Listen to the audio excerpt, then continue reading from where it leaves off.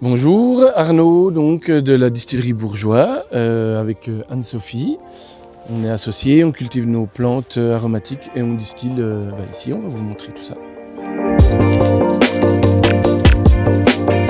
On a toujours aimé distiller, que ce soit du fruit ou tout ça. Moi, voilà, j'allais distiller avec mon père, elle aussi. On a toujours adoré les plantes aromatiques, légumes, plantes, tout se rejoint en fait. Et ça s'est fait tout naturellement du coup.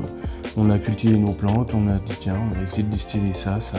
Puis après, on a franchi le pas il y a 12 ans, vraiment, où on a monté la distillerie. Donc là, vous avez l'absinthe qui va commencer à redémarrer.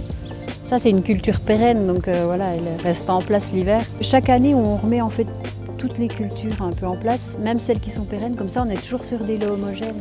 On n'a pas une plante qui va être en première année ou une plante qui arrive en fin de cycle, qui est moins intéressante au niveau des arômes. Là, ça nous permet d'avoir un lot toujours homogène. Comme c'est des plantes vivaces, il y a des grosses branches qui restent tous les ans. Ça ramène un côté, pour nous en tout cas, trop végétal dans nos distillats, quoi. On n'aime pas ça, c'est propre à notre distillerie, hein. On récolte, on met dans des draps et on les tape sur un mur.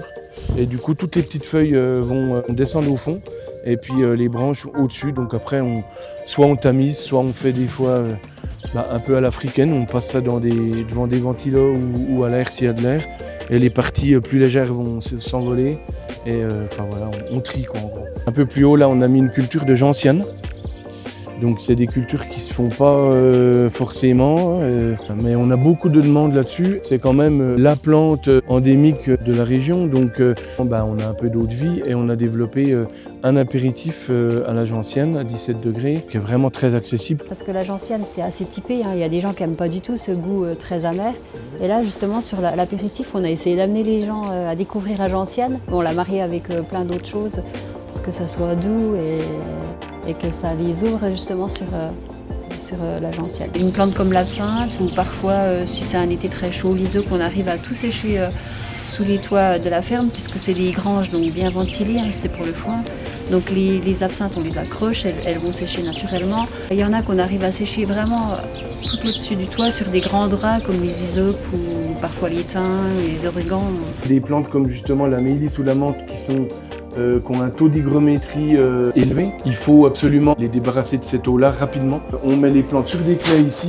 On a un système de gros déshumidificateurs ici qui va nous assécher l'air. Avec les gros ventilos qui sont là, les ventilateurs, on va pulser de l'air vraiment déshumidifié. Ouais, faut s'appliquer à les sécher correctement ces plantes-là. Là, normalement, il y a le poulailler. Les poules mangent un peu les restes de ce qu'il y a dans l'alambic. C'est la cuve de l'alambic, le cœur de l'alambic. Là, on va charger les plantes dans l'alcool, on va macérer des plantes plus ou moins longtemps, plus ou moins fort en degrés. Enfin voilà, on a nos recettes maintenant qui sont bien établies. Et après, en chauffant, on va évaporer les alcools qui sont chargés des arômes des plantes. C'est ça en fait la distillation, c'est de séparer l'alcool et l'eau, quoi. Et on va justement embarquer l'alcool qui va passer dans les tuyaux là, ce qu'on appelle les cols de cygne. C'est un alambic qui s'appelle alambic à une passe, contrairement aux alambics traditionnels, en tout cas où on est obligé de mettre le fruit distillé et après on est obligé de reprendre le résultat de distillation et de redistiller pour séparer le corps des têtes, des queues.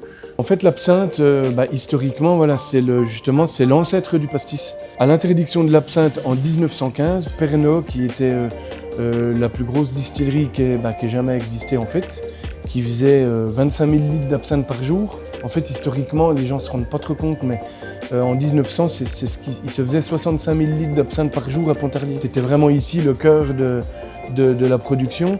Et à l'interdiction en 1915, Pernod, avait déjà anticipé, parce que ça ne s'est pas fait du jour au lendemain l'interdiction, il avait créé une recette où il enlevait l'absinthe et certaines autres plantes, il a créé le pastis. Et il est allé à Avignon pour se rapprocher des cultures d'aniver, parce que l'aniver venait, il était importé, hein, pour ici, il n'y a pas d'aniver ici. Hein. Et voilà, il a créé le pastis. Et c'est comme ça que c'est né. Pernod, c'est le nom qu'on connaît, Pernod Ricard, quoi. C'est le même, quoi. Donc il a créé ça et après c'est devenu la multinationale d'aujourd'hui, mais en tout cas à la base c'est ça. Donc c'est intéressant de comprendre. Nous en fait on a retracé l'histoire, quoi.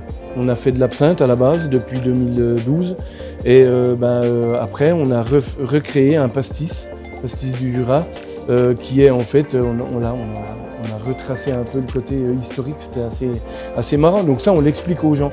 Quand les gens nous disent le pastis c'est pas d'ici, on leur dit si, c'est d'ici en fait à la base. Mais on est sur un alizé super accessible et le fait de cultiver nos plantes, on adore les mettre en avant. On aime bien, quand on sent quelque chose dans le champ, on se dit tiens, ça nous donne des idées, on a envie de les mettre en avant. Et notre pastis, il est vraiment sur le côté très aromatique, très plante. Et on n'avait pas envie de copier un pont parce qu'un pont, c'est la recette d'une autre distillerie. Enfin, ça appartient à quelqu'un d'autre dans le sens où c'est pas une création. On avait envie vraiment de faire quelque chose qui nous ressemble. Voilà.